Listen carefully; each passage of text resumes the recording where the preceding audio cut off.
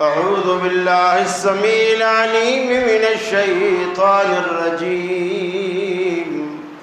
بسم الله الرحمن الرحيم.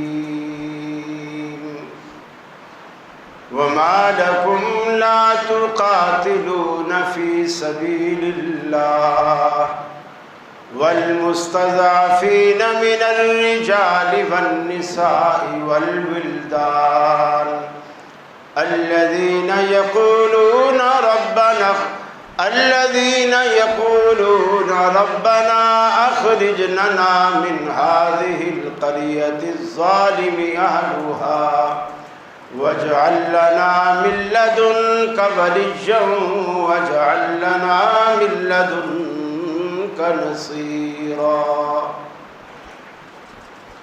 وقال الله تبارك وتعالى قل إن كان آباؤكم وأبناؤكم وإخوانكم وأزواجكم وعشيرتكم وأموال اقترفتموها وتجارة تخشون كسادها ومساكن ترضونها أحب إليكم من الله ورسوله وجهاد في سبيله فتربصوا حتى يأتي الله بأمره والله لا يحب الفاسقين.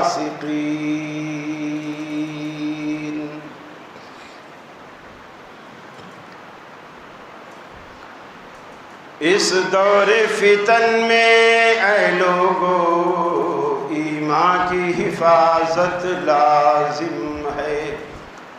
دوزخ سے اگر بچنا ہے ہمیں اللہ کی اطاعت لازم ہے. جو دین میں رکھنا ڈالے گا ہم روکیں گے خواہ کوئی بھی ہو. پھر جان کی حفاظت کیا مانی پھر دین کی حفاظت لازم ہے. جب باطل سر پہ چڑھائے جب باطل حق سے ٹکرائے ایمان والو بے خوف و خطر پھر حق کی حفاظت لازم ہے. بزدل نہ بنو بزدل کے لیے جینا بھی گراں مرنا بھی گراں. جینے کو بھی ہمت لازم ہے مرنے کو بھی جرأت لازم ہے. عزیز ساتھیوں دوستوں بزرگوں، گزشتہ سے پیوستہ گفتگو ہے. آج اس کا یہ دوسرا حصہ ہے. اس وقت مسجد اقصی مسلمانوں کو پکار رہی ہے. فلسطین سسکیوں اور آہوں میں اپنی مدد کے لیے عالم اسلام کو پکار رہا ہے. مگر اس وقت پوری امت مسلمہ سوائے چند ایک کے لوگ کہتے ہیں نا کہ وہ دھنیا پی کے یا ستو پی کے سوئے ہوئے ہیں. یہ دھنیے اور ستو والا معاملہ بھی نہیں ہے بلکہ بھنگ پی کے سوئے. ہمیں کچھ بھی نظر نہیں آ رہا دنیا میں کیا ہو رہا. ہمیں صرف یہ معلوم ہے کہ صبح بچوں نے ناشتہ کر لیا تھا دوپہر کو بھی کھانا کھا لیا ہے اور رات کا انتظام بھی ہے. لیکن کسی کے بچے نے کھایا نہیں کھایا، کسی کے بچے کی مرہم پٹی ہوئی کہ نہیں ہوئی. کتنے ماں باپ ایسے ہیں جن کی نظروں کے سامنے ان کے معصوم بچے، بیٹیاں، بیٹے ان کی لاشیں پڑی ہیں اور وہ خود بھی ایسی زخمی حالت میں ہیں، وہ ان لاشوں کو دفن بھی نہیں کر سکتے۔ کتنے بچے ایسے ہیں جن کے سامنے ماں باپ کی لاشیں پڑی ہیں اور وہ بلک بلک کے رو رہے ہیں۔ قرآن مجید کی جو 2 آیات میں نے آپ کے سامنے تلاوت کی، ایک سورہ نساء میں سے اور ایک سورہ توبہ میں سے، بڑی عجیب و غریب آیات، مسلمانوں کے ضمیر کو جھنجھوڑ دینے والی۔ اصل میں ہم سمجھ ہی نہیں پائے اب تک کہ مسلم کہتے کسے ہیں۔ ہم یہی سمجھتے ہیں بس 5 وقت کی نماز میں پڑھتا ہوں، میرا ابا بھی پڑھتا ہے، بچوں نے قرآن بھی پڑھا ہوا ہے، رمضان جب آتا ہے تو ہم روزے بھی رکھ لیتے ہیں، ایک آدھ دفعہ حج بھی ہم نے کر لیا تھا، گائے کا گوشت بھی ہم کھاتے ہیں، تو لہٰذا جنت میں جانے کا جو استحقاق ہے وہ تو ہمارا بن چکا ہے۔ اب کیا چیز ایسی رہ گئی ہے جو ہمیں جنت میں جانے سے روکے گی؟ ترمذی شریف میں آتا ہے اللہ تعالیٰ نے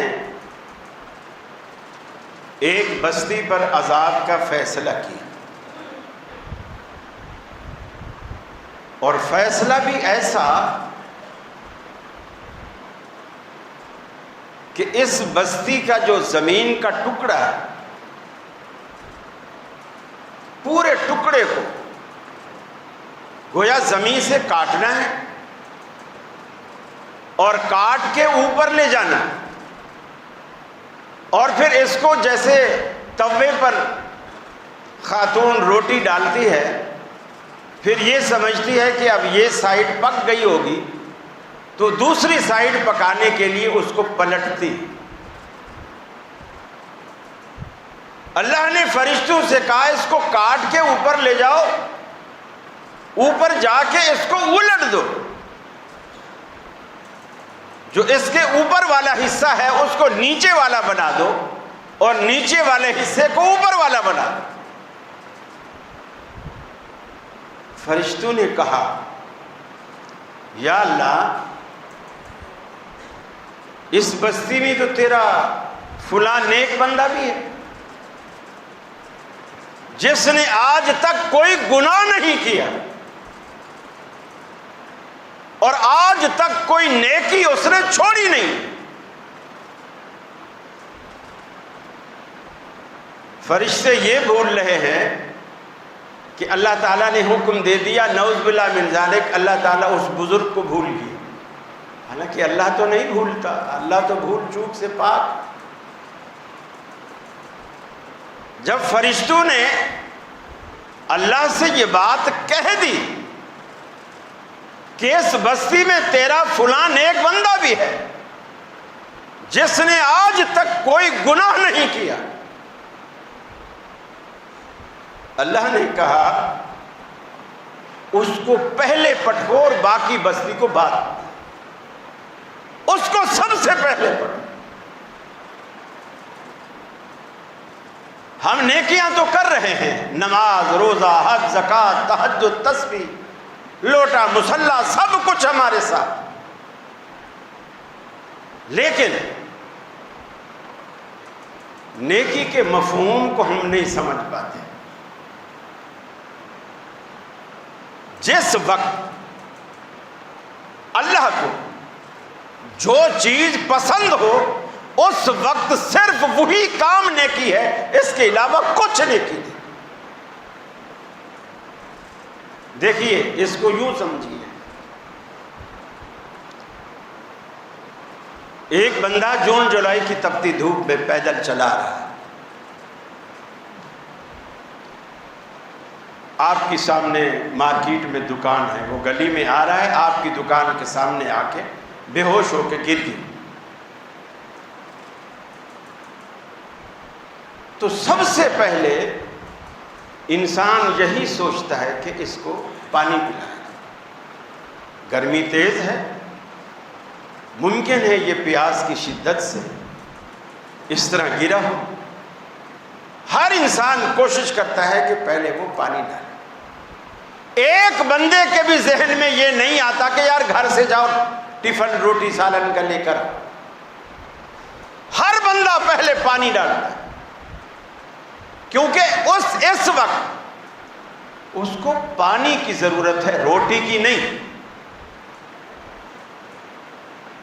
آپ 1,00,000 روپیہ، آپ پیسے والے ہیں، غلہ کھولیں، 1,00,000 روپے کی گڈی اٹھا کے اس کے سینے پہ رکھ دیں اور اس کو بولیں ہوش میں آ، ہم نے تیرے سینے پر 1,00,000 روپیہ رکھ دیا ہے، اس کے لیے کوئی فائدہ نہیں۔ اس وقت اس کو 1 گلاس پانی چاہیے، 1,00,000 کی گڈی نہیں چاہیے۔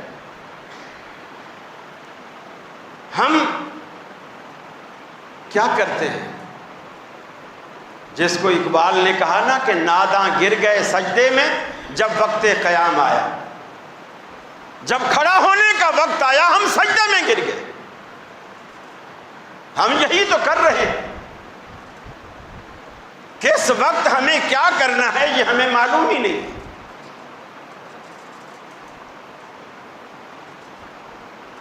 اب اللہ تعالیٰ نے اس بندے کو پہلے کہا کہ اس کو پہلے الٹو، باقی بستی اس کے اوپر الٹ دو۔ اب فرشتوں نے یہ بھی کہا اس نے آج تک کوئی گناہ نہیں کیا۔ اللہ نے کہا کیا یہ کم گناہ ہے؟ یہ کیا کم گناہ ہے کہ اس کی نظروں کے سامنے گناہ ہوتا تھا، یہ دیکھتا تھا، لیکن گونگا شیطان بنا رہتا تھا اور کسی کو کچھ نہیں کہتا تھا۔ ظلم اس کے سامنے ہوتا تھا، اس نے کبھی مظلوم کی داد رسی نہیں کی، کبھی ظالم کا ہاتھ پکڑ کے اس کو ظلم سے نہیں روکا۔ یہ کیا کم ظلم ہے؟ تم کہتے ہو اس نے کبھی گناہ ہی نہیں کیا۔ فرشتوں نے بالکل اسی طرح سوچا جس طرح ہم سوچتے ہیں، جس طرح ہم سوچتے ہیں کہ میاں میں تو حلال حرام کا بھی بڑا خیال رکھتا ہوں، نماز بھی میں تکبیر تحریمہ کے ساتھ پڑھتا ہوں، رمضان کا کوئی روزہ بھی میں نے نہیں چھوڑا، حتیٰ کہ تراویحیں بھی میں نہیں چھوڑتا۔ فرشتوں نے اسی طرح سوچا کہ یہ تو کوئی نیکی چھوڑتا ہی نہیں، اتنا بڑا نیک آدمی۔ اللہ نے کہا اس سے بڑا گناہ اور کیا ہوگا کہ ظلم اس کی نظروں کے سامنے ہوتا تھا اور یہ دیکھی اندیکھی کر دیتا تھا، چشم پوشی کرتا تھا کہ ہماری ذمہ داری تھوڑی ہے، ہمارا کام تھوڑی ہے۔ قرآن نے بڑی عجیب بات کی، فرمایا وَمَا لَكُمْ لَا تُقَاتِلُونَ فِي سَبِيلِ اللَّهِ، ارے تمہیں کیا ہو گیا، اللہ کے راستے میں تم قتال کیوں نہیں کرتے، اللہ کے راستے میں تم جہاد کیوں نہیں کرتے؟ وَالْمُسْتَضْعَفِينَ مِنَ الرِّجَالِ وَالنِّسَاءِ وَالْوِلْدَانِ، مردوں میں سے، عورتوں میں سے، بچوں میں سے جو کمزور ہیں، ضعیف ہیں، مرد بھی، عورتیں بھی، بچے بھی جو ضعیف ہیں، الذین یقولون، جو اللہ رب العالمین کے سامنے فریاد کرتے ہیں اے ہمارے رب اخرجنا من هذه القرية الظالم اهلها، اس بستی سے ہمیں نکال جس بستی کے رہنے والے ظالم بن چکے ہیں، مرد بھی رب العالمین سے یہی درخواستیں کرتے ہیں، عورتیں بھی، بچے بھی، بوڑھے بھی، جوان بھی، اخرجنا من هذه القرية الظالم اهلها، اے اللہ جس بستی کے باشندے ظالم بن چکے ہیں ہمیں اس بستی سے نکال دے۔ اے اللہ فلسطین کی سرزمین ہمارے لیے تنگ ہو گئی ہے، ہمیں یہاں سے نکال دے۔ وَاجْعَل لَّنَا مِن لَّدُنكَ وَلِيًّا وَاجْعَل لَّنَا مِن لَّدُنكَ نَصِيرًا،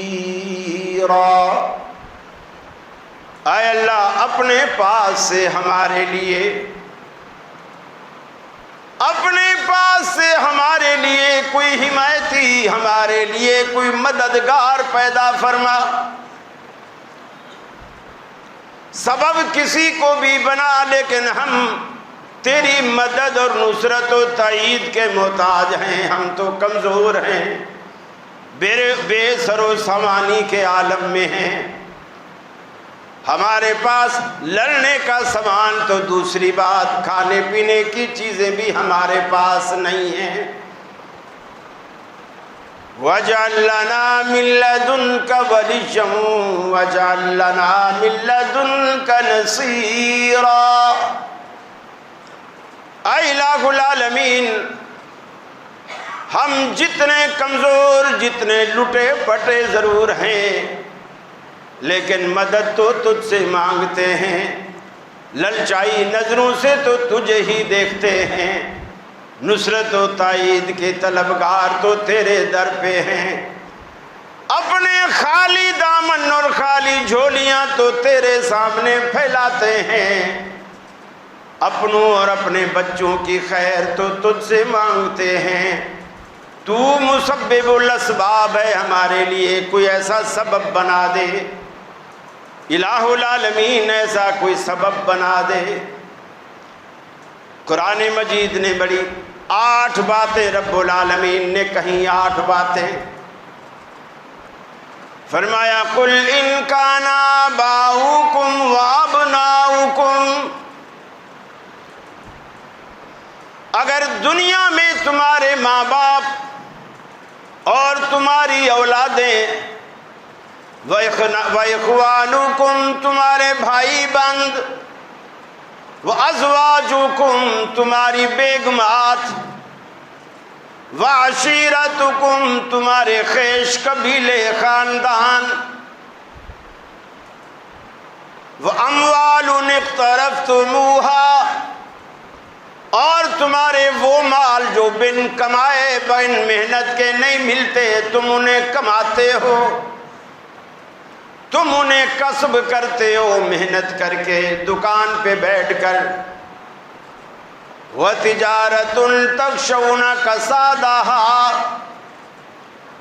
اور ایسی تجارت جس کے نقصان اور خسارے سے تم ہر وقت تمہیں دھڑکا لگا رہتا ہے، تجارت میں گھاٹا نہ آ جائے۔ اور 8ویں اور آخری بات وَمَسَاكِنُ تَرْضَوْنَهَا اور تمہاری وہ مساکن، تمہارے وہ مسکن، تمہاری وہ حویلیاں، تمہاری وہ کوٹھیاں، احب الیکم جو تمہیں زیادہ محبوب ہیں۔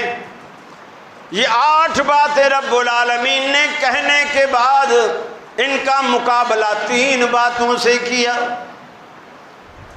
8 باتوں کا مقابلہ 3 باتوں سے کیا، احب الیکم من اللہ ورسولہ وجہاد فی سبیلہ، بس اگر یہ 8 چیزیں تمہیں اللہ سے، رسول سے اور جہاد فی سبیل اللہ سے تمہیں زیادہ محبوب ہیں، تو پھر فرمایا یہ نہیں کہ پھر تم نمازیں پڑھ کے خود کو بخشواؤ، روزے رکھ کر خود کو بخشواؤ، زکاتیں دے کر خود کو بخشواؤ، حج کر کے خود کو بخشواؤ، اگر یہ 3 چیزوں کے مقابلے میں جو 8 چیزیں رب نے گنوائی ہیں، اگر یہ 8 چیزیں تمہیں زیادہ محبوب ہیں، زیادہ محبوب ہیں تمہارے ماں باپ، تمہاری اولادیں، تمہارے بھائی بہن، تمہاری بیویاں اور تمہارے مال جو تم کماتے ہو، تمہارے خیش قبیلے خاندان، یہ گجر برادری، یہ جٹ برادری، یہ ارائیں برادری، یہ قریشی برادری، اگر یہ سارے سسٹم تمہارے زیادہ محبوب ہیں اور تمہارے وہ مال جو تم نے کما کے بینکوں میں جمع کر رکھے ہیں اور تمہاری وہ تجارتیں جن میں خسارے کا تمہیں دھڑکا لگا رہتا ہے اور تمہاری کوٹھیاں جن کو تم نے بڑے ڈیزائنروں سے نقشہ پاس کروا کے تمہیں تعمیر کروایا بنایا، اگر یہ چیزیں ان 3 کے مقابلے میں زیادہ محبوب ہیں، پھر کیا کرو؟ پھر کیا کرو؟ فرمایا فتربصوا، پھر انتظار کرو، فتربصوا، پھر انتظار کرو۔ اللہ کس چیز کا انتظار کرے؟ حتی یاتی اللہ بامرہ، یہاں تک کہ رب العالمین کی طرف سے عذاب کا حکم آ جائے، اللہ کی طرف سے عذاب کا فیصلہ سنا دیا جائے، اس کا انتظار کرو۔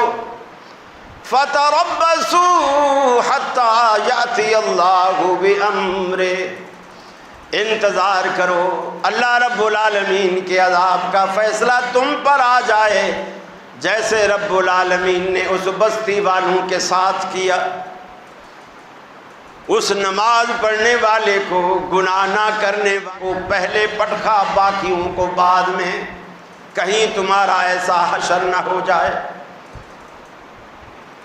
پھر آخر میں بڑا عجیب جملہ اللہ نے کہا، فرمایا واللہ لا یحب الفاسقین۔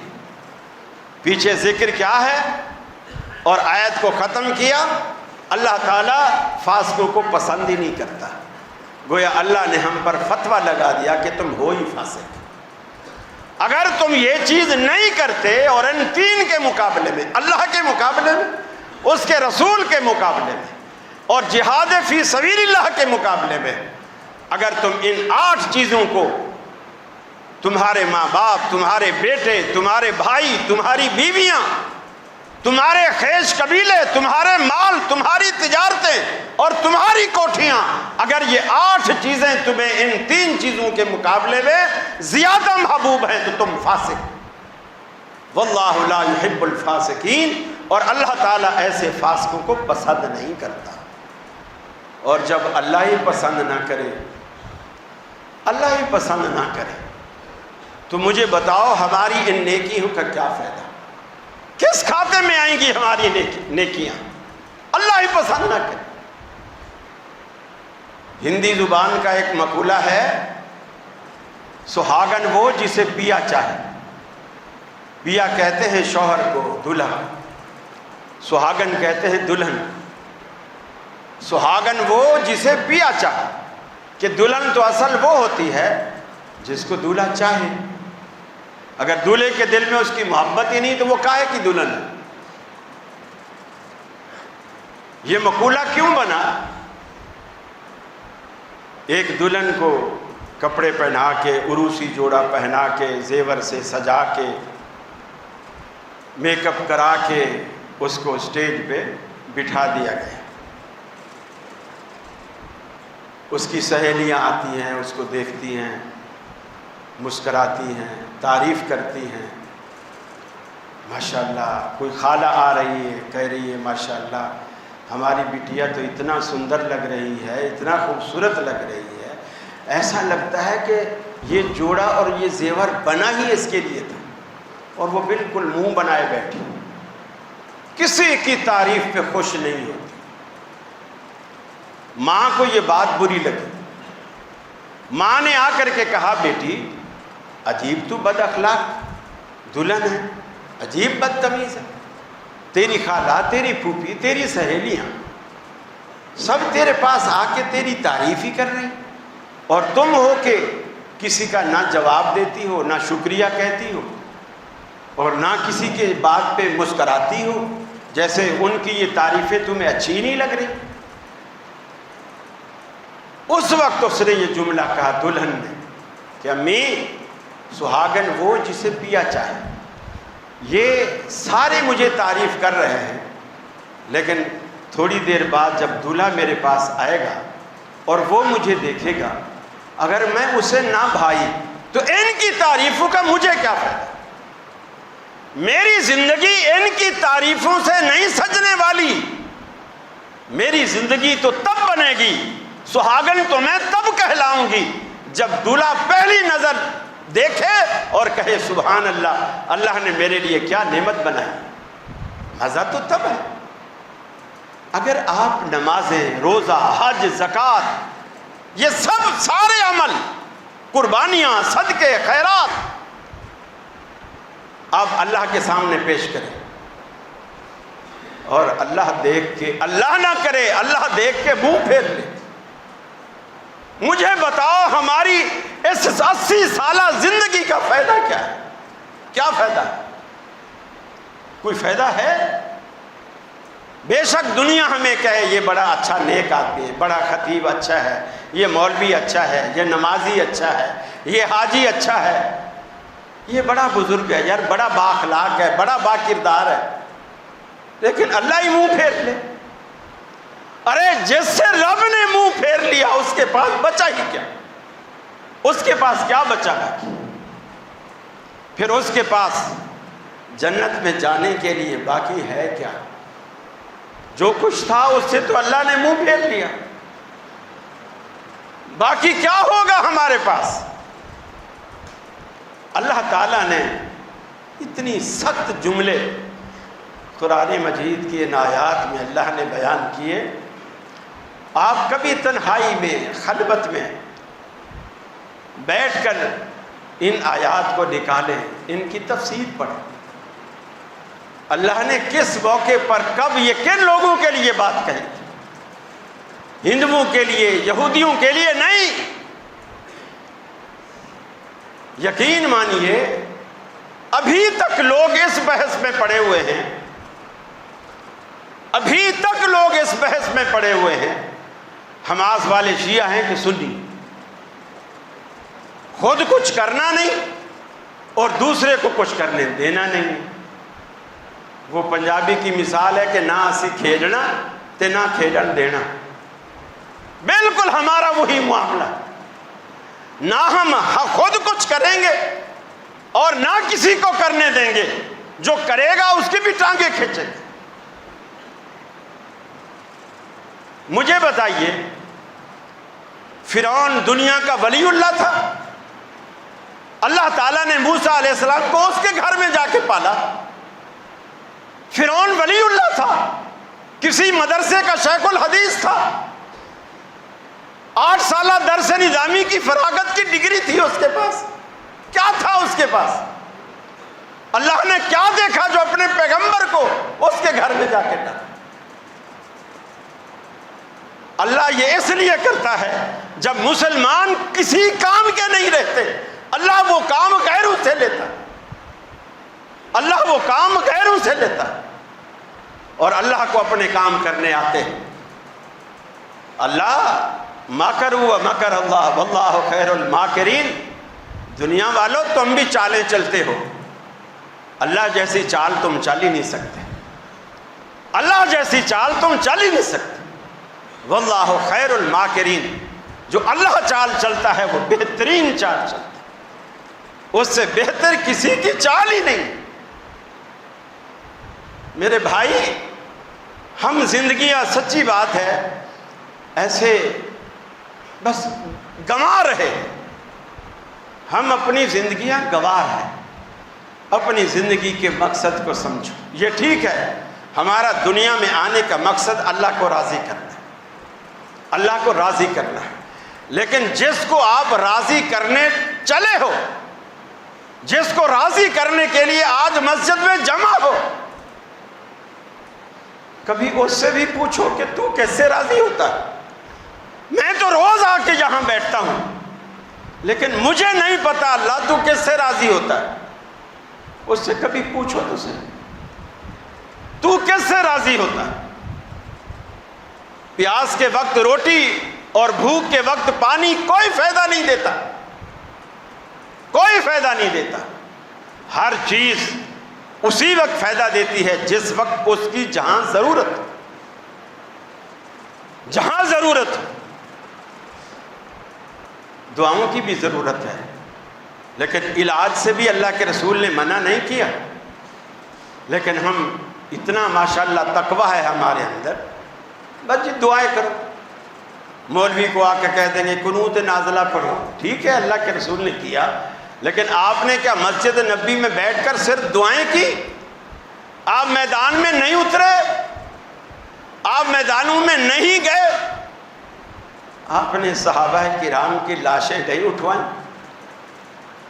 آپ نے حضرت حمزہ کا کلیجہ چاک ہوتے نہیں دیکھا؟ دیکھا تھا جب وحشی بن حرب حضرت حمزہ کو شہید کرنے والا اللہ کے رسول کے سامنے آیا فتح مکہ کے بعد، مکہ فتح ہو گیا، کفر دم دبا کر بھاگا، کچھ کافر مکہ چھوڑ کر بھاگ گئے، کچھ غلامی کی زندگی اختیار کر گئے، کچھ نے اسلام قبول کر لیا۔ اسلام قبول کرنے والوں میں وہ حضرت حمزہ کو شہید کرنے والا وحشی بن حرب وہ بھی شامل۔ اللہ کے رسول میری بیعت لیجیے، مجھے کلمہ پڑھائیے، میں مسلمان ہونے کے لیے آیا۔ اللہ کے رسول نے فرمایا تیرا کلمہ بھی قبول ہے، تیرا ایمان بھی قبول ہے، لیکن میری ایک شرط ہے، میری نظروں کے سامنے آج کے بعد کبھی نہ آنا، اس لیے کہ تجھے اختیار ہے، اللہ نے دیا ہے، مسلمان ہونے کا تجھے حق ہے، ہو جا، میری نظروں کے سامنے نہ آنا، کیونکہ جب میں تجھے دیکھتا ہوں میری نظروں میں میرے چچا کا وہ چاک سینہ میرے سامنے آ جاتا ہے، چونکہ وہ تو نہیں کیا تھا۔ حضرت وحشی بن حرب کہتے ہیں میں چلا گیا، مسلمان ہو گیا، چلا گیا، دل میں ایک ملال تھا کہ یا اللہ یہ کیسی سزا ہے مجھ کو، جس نظر کرم کو پوری دنیا ترستی ہے، میں اسی شہر میں ہوتے ہوئے محروم ہوں، مجھے منع کر دیا گیا کہ میرے سامنے نہیں آ۔ دعا کی، اللہ میری ایک دعا ہے تیرے سے، تیرے آگے ایک دعا ہے،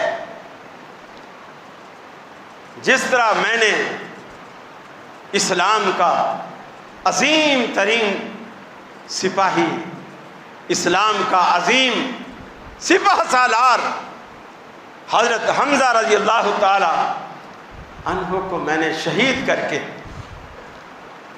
تیرا اور تیرے پیغمبر کا دل دکھایا، میں نے ناراض کیا، میں نے، اللہ میری دعا ہے میرے انہی ہاتھوں سے کفر کا کوئی سب سے بڑا سرگنا، سب سے بڑا دشمن انہی ہاتھوں سے قتل کروا کے میرے لیے اس کو کفارہ بنا دیا۔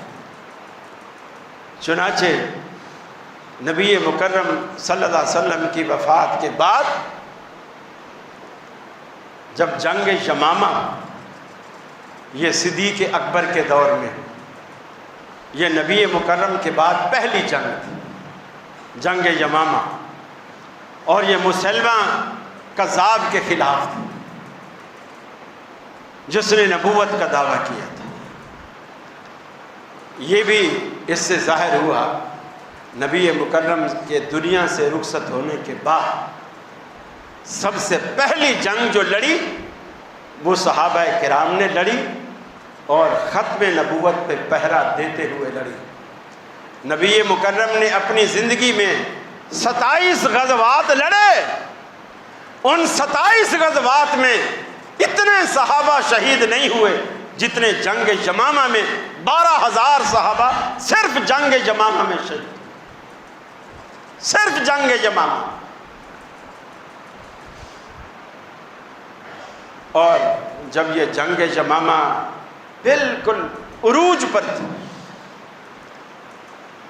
اور جنگ کا سورج نصف النہار بالکل جسے دوپہر کہتے ہیں، یعنی لڑائی اپنے چوبن پر ہے، گھمسان کی لڑائی ہے۔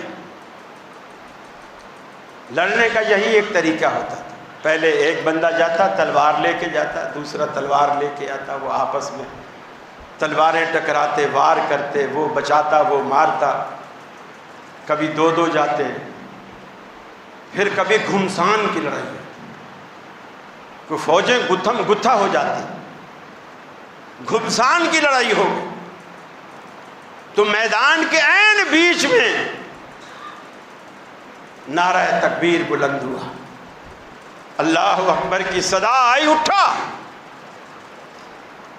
اور اس نے کہا میں نے مار ڈالا، میں نے مار ڈالا۔ صحابہ نے کہا کس کو مار ڈالا؟ کہا مسلمہ کذاب کو میں نے مار ڈالا۔ اور یہ اعلان کرنے والا کون تھا؟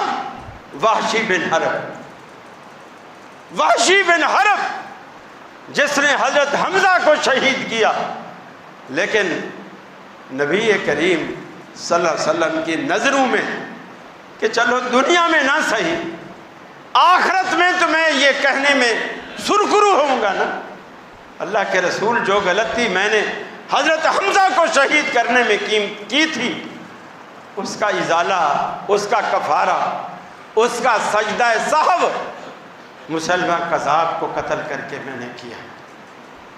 یہ تھوڑی سی سوچ ہم بھی تو رکھ سکتے ہیں۔ اللہ ہم سے ہمارے ہاتھوں سے بھی کوئی ایسا کام کرا دے کہ روز آخرت تیرے نبی کی مجلس میں بیٹھ تو سکے، تیرے نبی کی مجلس میں ہم سر کو فخر سے اٹھا کر تو بیٹھے، نبی کی آنکھوں میں آنکھیں تو ملا سکے، شرم سے سر جھکے ہوئے تو نہ ہوں، ایسا ہم بھی سوچ سکتے ہیں۔ اللہ تو وہی ہے، اللہ نہیں بدلا اور نہ ہی بدلے گا، اللہ وہی ہے، ہمیشہ سے ہے، ہمیشہ رہے گا۔ بس مانگنے والے دامن بدلتے ہیں، ہاتھ بدلتے ہیں، جذبے بدلتے ہیں، لوگ بدلتے ہیں، نوازنے والا تو ایک ہے، وہ نہیں بدلتا، آج بھی اس سے مانگو۔ یقین مانیے ام عمارہ بوڑھی تھی،